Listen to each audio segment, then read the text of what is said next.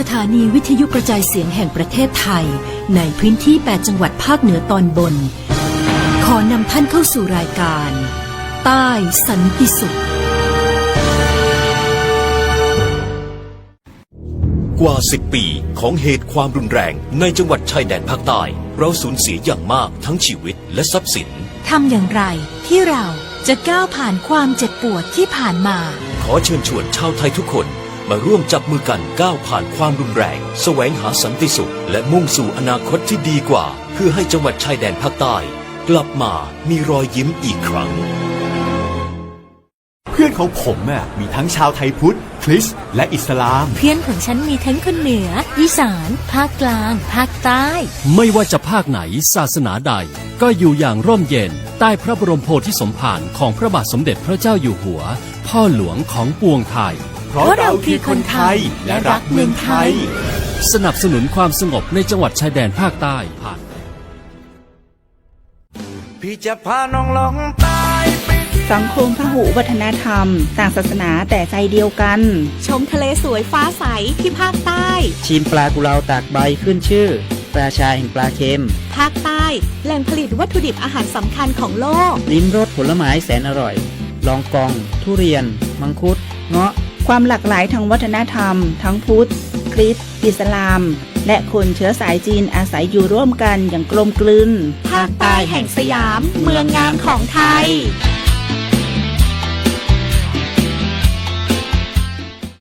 นกกระดาษจากทั่วภูมิภาคที่คนไทยทุกคนช่วยกันพับขึ้นมาส่งไปแจกจ่ายให้กับพี่น้องชาวไทยใน3จังหวัดภาคใต้ย้อนกลับไปเมื่อปี 2547 รัฐบาลในสมัยนั้นมีแนวทางยุติความรุนแรงด้วยการเชิญชวนคนไทยทั่วประเทศพับนกกระดาษกว่า 62 ล้านตัวนำไปโปรยจากเครื่องบินสู่พื้นที่3จังหวัดชายแดนใต้เพื่อเป็นสัญลักษณ์ถึงการรวมพลังของคนทั้งประเทศที่ได้ส่งแรงใจให้กับคนในพื้นที่จังหวัดชายแดนภาคใต้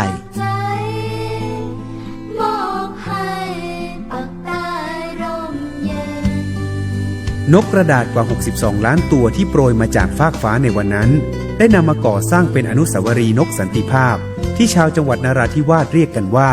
วงเวียนนกผ่านมาแล้วกว่า 20 ปีอนุสาวรีย์นกสันติภาพยังคงตั้งตระหง่านและกลายเป็นสถานที่จุดเช็คอินของนักท่องเที่ยวแม้ว่านกสันติภาพตัวนี้จะไม่สามารถส่งเสียงได้แต่ก็คือสัญลักษณ์แห่งความหวังด้วยหวังว่าวันหนึ่งบ้านเมืองจะกลับมาสงบสุขและมีรอยยิ้มอีกครั้งสันติสุขชายแดนใต้สร้างได้โดยสันติวิธีโครงการสร้างความเข้าใจและประสานความร่วมมือทั้งในและนอกจังหวัดชายแดนภาคใต้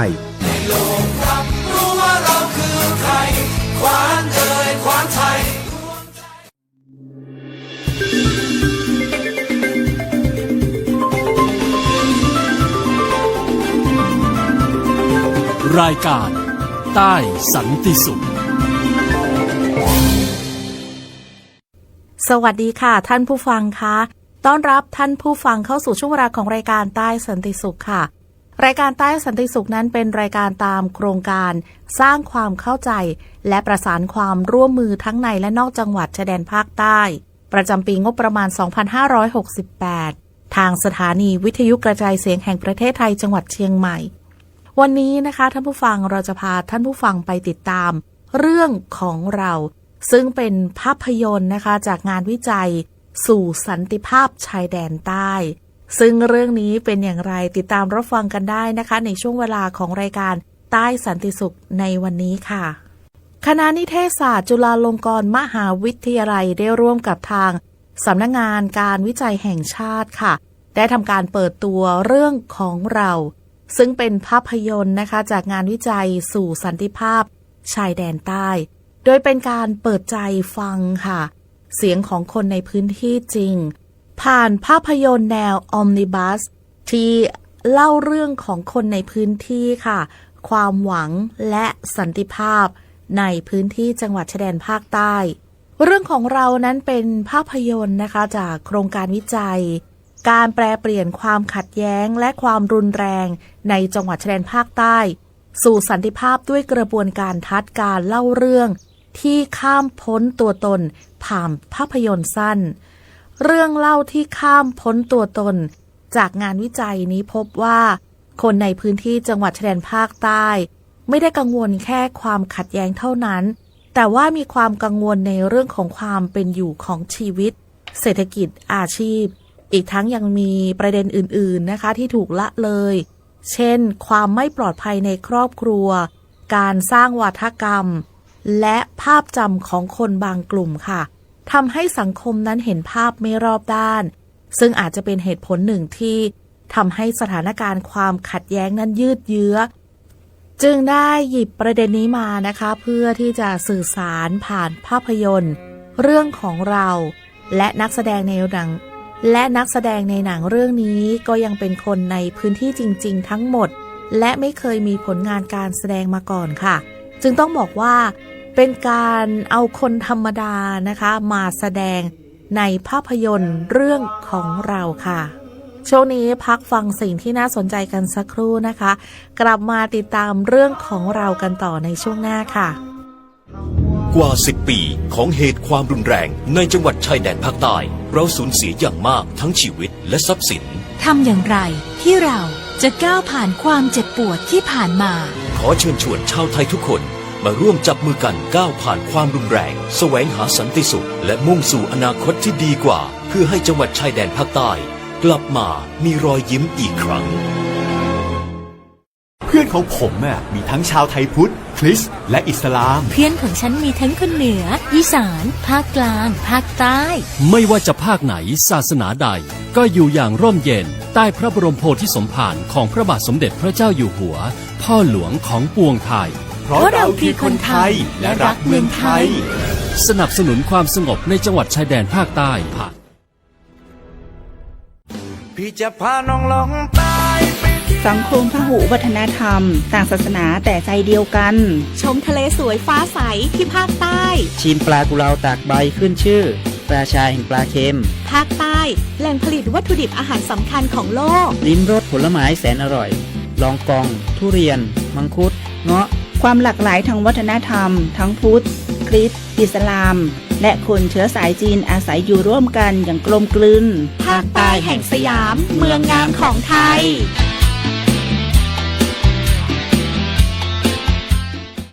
นกกระดาษจากทั่วภูมิภาคที่คนไทยทุกคนช่วยกันพับขึ้นมาส่งไปแจกจ่ายให้กับพี่น้องชาวไทยใน3จังหวัดภาคใต้ย้อนกลับไปเมื่อปี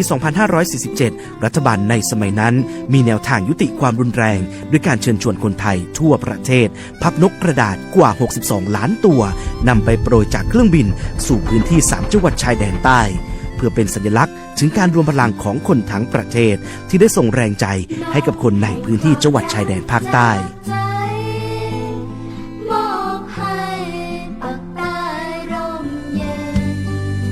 นกกระดาษกว่า 62 ล้านตัวที่โปรยมาจากฟากฟ้าในวันนั้นได้นำมาก่อสร้างเป็นอนุสาวรีย์นกสันติภาพที่ชาวจังหวัดนราธิวาสเรียกกันว่าวงเวียนนกผ่านมาแล้วกว่า 20 ปี อนุสาวรีย์นกสันติภาพยังคงตั้งตระหง่านและกลายเป็นสถานที่จุดเช็คอินของนักท่องเที่ยวแม้ว่านกสันติภาพตัวนี้จะไม่สามารถส่งเสียงได้แต่ก็คือสัญลักษณ์แห่งความหวังด้วยหวังว่าวันหนึ่งบ้านเมืองจะกลับมาสงบสุขและมีรอยยิ้มอีกครั้งสันติสุขชายแดนใต้สร้างได้โดยสันติวิธีโครงการสร้างความเข้าใจและประสานความร่วมมือทั้งในและนอกจังหวัดชายแดนภาคใต้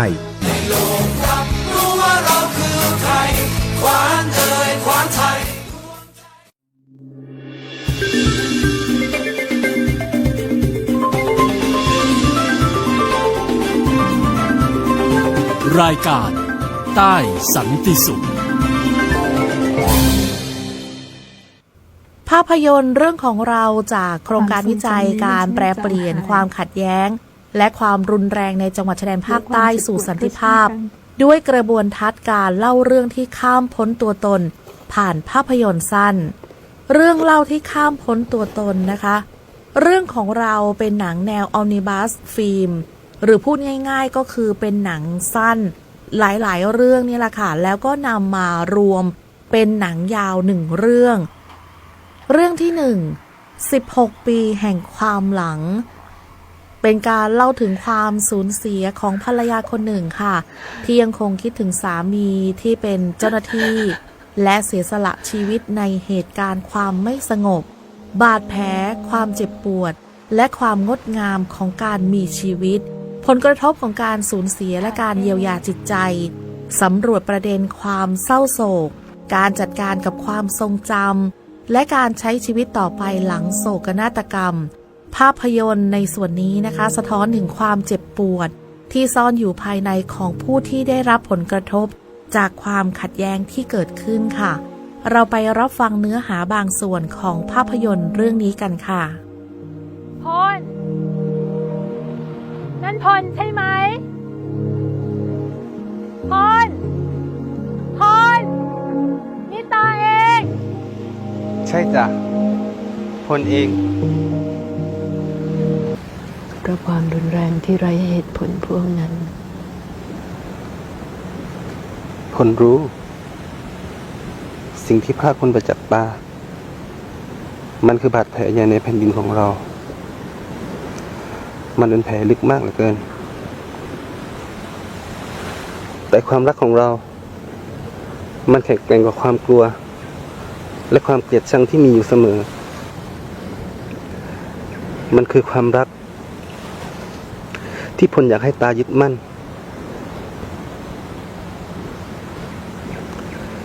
ไม่ใช่ความเจ็บปวด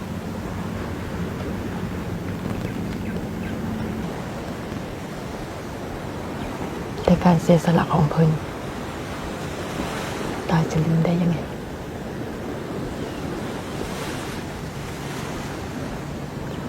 ไม่ต้องลืมหรอกตาแค่จำพลจำเราและจงดำเนินชีวิตต่อไปข้างหน้าแผ่นดินของเราคนของเราต้องการการเยียวยาเราจำเป็นต้องทำลายวังวนแห่งความเจ็บปวดนี้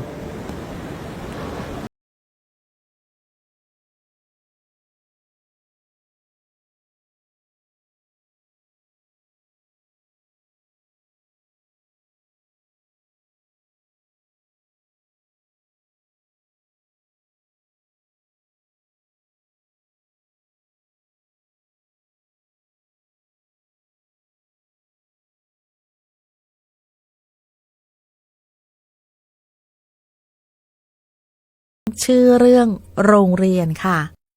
การศึกษานั้นเป็นกุญแจสำคัญในการแก้ไขปัญหาในชีวิตและสังคม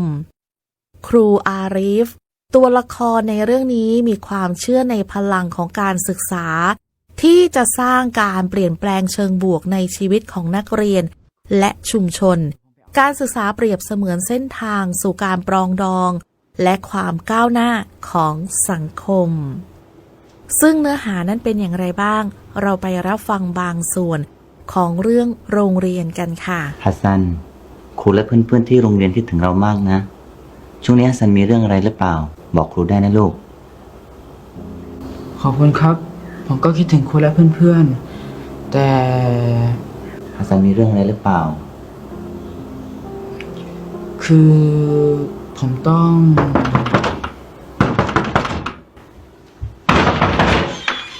ไปขวางทางได้เด็กเนี่ยอ้าวแล้วนี่เป็นใครวะครูผมเองครับพ่ออ๋อครูเองเหรอเมื่อกี้เป็นคนบอกตำรวจใช่ไหมว่าผมไม่อยู่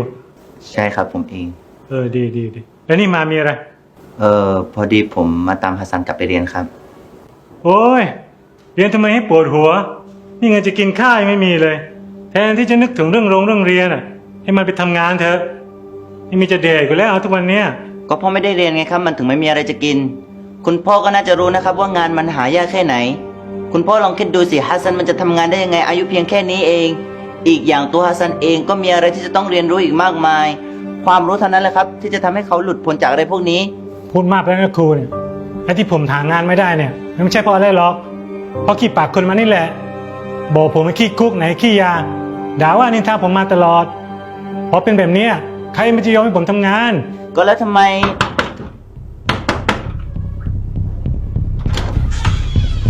ขอพี่เข้าไปหน่อยพี่มั่นใจว่าพ่อเราต้องแอบในบ้านนี้แน่ครูช่วยบอกผมทีว่าพ่อของเด็กนี่เนี่ย อยู่ในบ้านนี้ใช่ไหม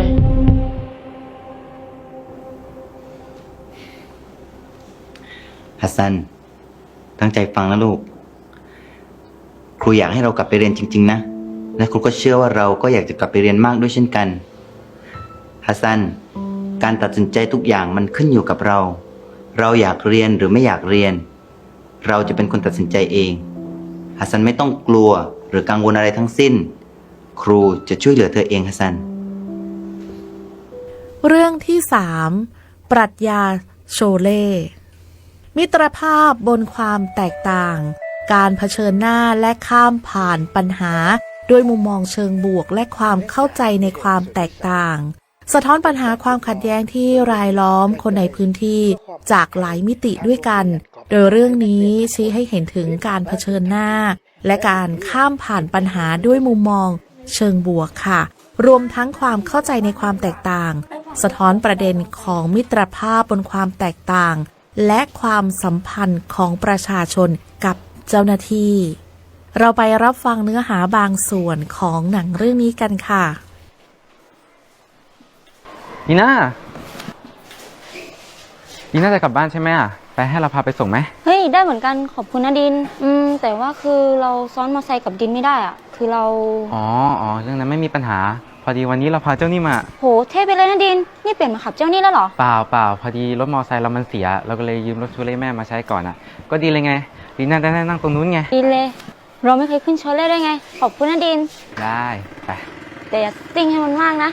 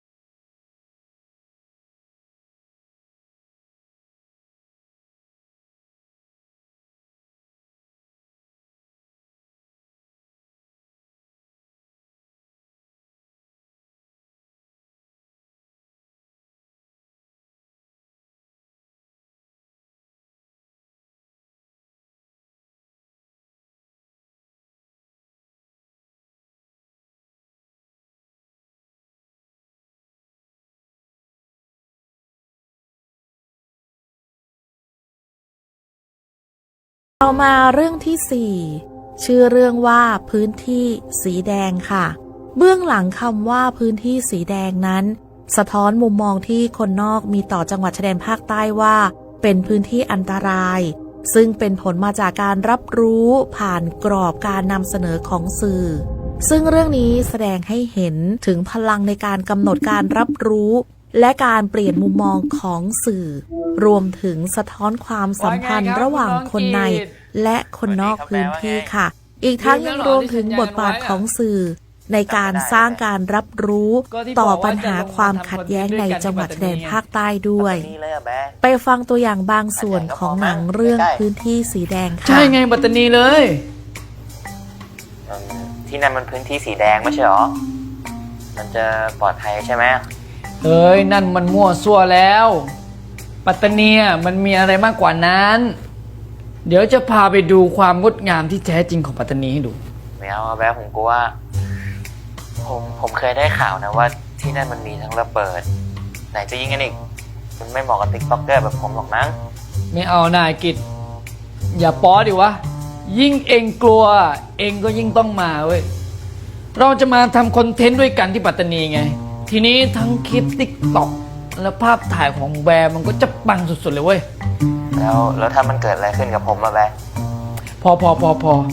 เอางี้ทั้งค่าเดินทางค่าอาหารที่พักเองก็มานอนบ้านแบร์เลยโอเคแบร์ก็ได้แต่ว่านะคือถ้าเกิดอะไรขึ้นมาแบร์ต้องดูแลครอบครัวผมด้วยนะเอาไอเวนะไอกิจปากไม่เป็นมงคลเลยเว้ยพอไปเตรียมตัวได้เลยเดี๋ยวทุกเรื่องแบร์จัดการเองโอเค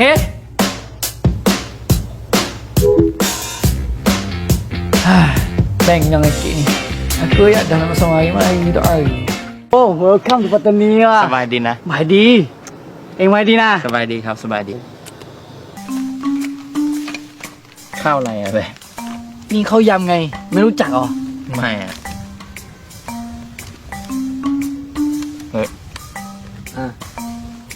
อร่อยว่ะเว้ยใช่ไหมโอเคต้องกินกับข้าวเกรี๊ยว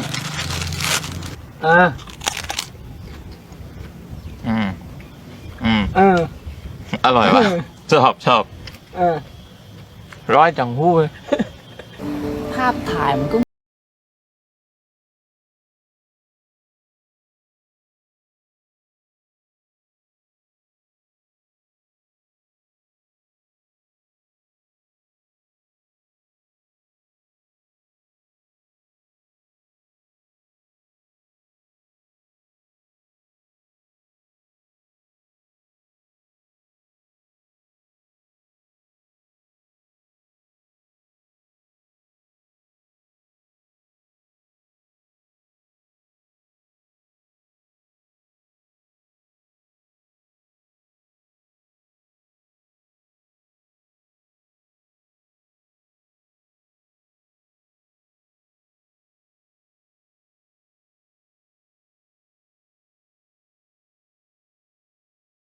บทสรุปงานวิจัยมาสู่ภาพยนตร์สั้นในเรื่องนี้กันบ้างนะคะโครงการการแปรเปลี่ยนความขัดแย้งและความรุนแรงจากจังหวัดชายแดนสู่สันติภาพด้วยกระบวนทัศน์การเล่าเรื่องที่ข้ามพ้นตัวตนผ่านภาพยนตร์สั้น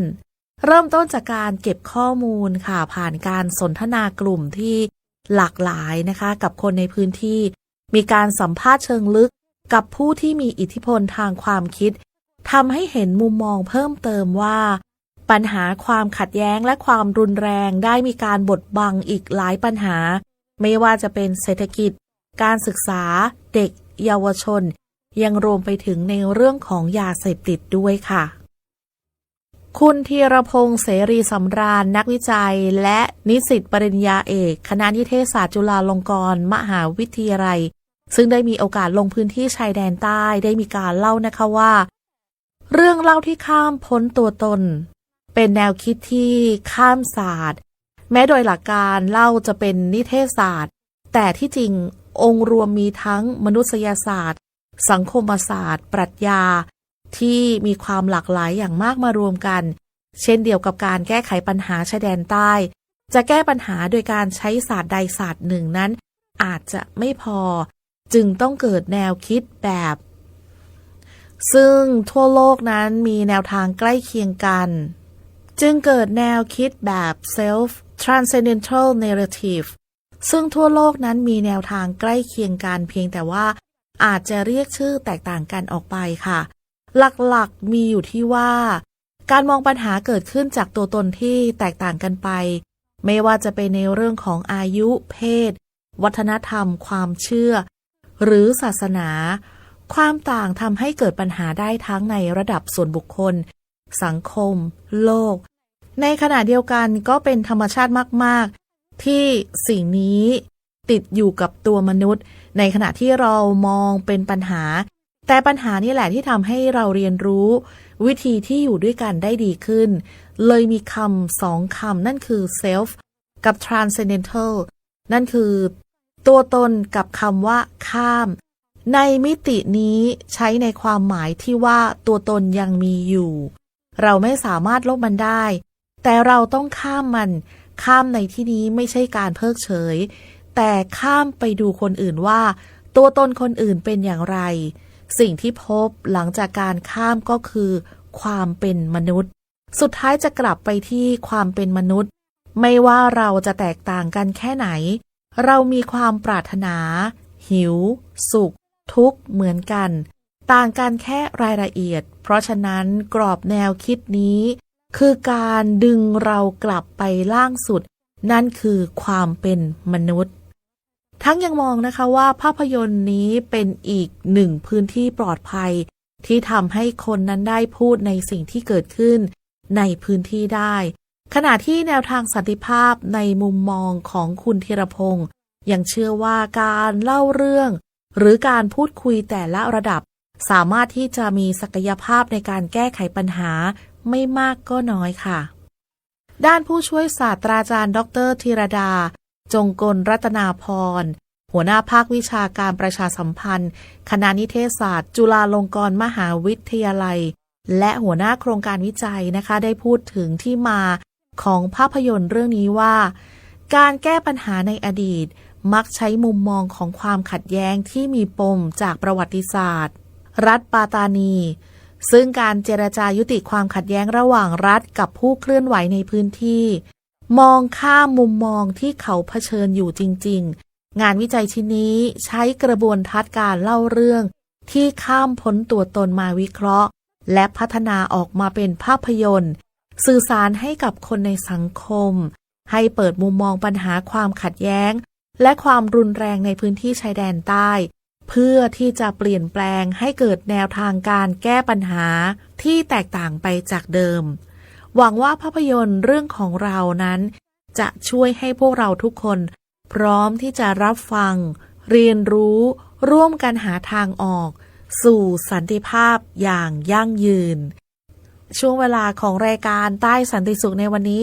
หมดลงเพียงเท่านี้แล้วนะคะขอบพระคุณสำหรับการติดตามรับฟังรายการกลับมาพบเจอกันใหม่โอกาสหน้า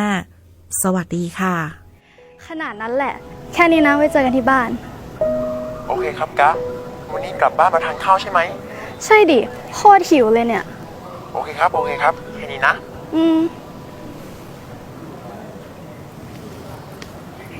ไอดาฉันว่าฉันรู้แล้วเราจะเขียนเรื่องต่อไปยังไงดียังไงวะแกคือทะเลาะกับน้องแค่นี้คิดขึ้นมาได้เลย